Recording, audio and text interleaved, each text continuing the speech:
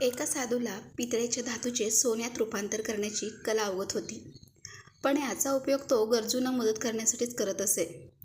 एके दिवशी एक गरीब ब्राह्मण त्याच्याकडे आला. त्याला मुलीच्या लग्नासाठी पैशाची आवश्यकता होती.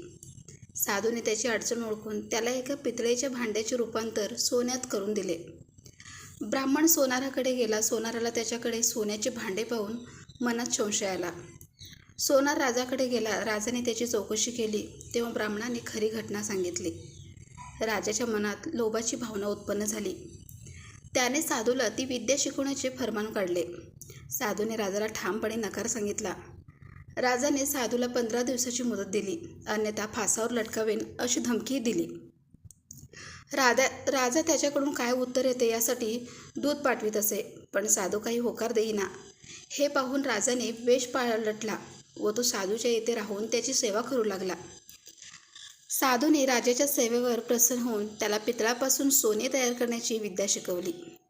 राजा महालात परतला व साधूला बोलवून घेतले आणि विचारले, तुला विद्या शिकवण्याची आज्ञा केली तर तू नकार दिला, पण मी तुझ्याजवळ राहून ही कला शिकलो.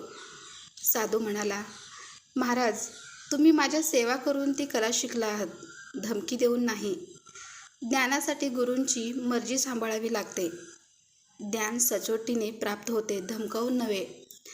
मित्रांनो, त्याचप्रमाणे कुठल्याही नात्यामध्ये मैत्रीचं नातं असो किंवा पतीपत्नीचं नातं असू दे किंवा आईवडिलांचं नातं असू दे किंवा गुरु आणि शिष्याचं नातं असू दे, कुठल्याही गोष्टी जबरदस्तीने मनाविरुद्ध करून जर घेतलात तर तो कधीही साध्य होत नाही किंवा त्या गोष्टीमध्ये आपल्याला कधीही आनंद भेटत नाही आहे.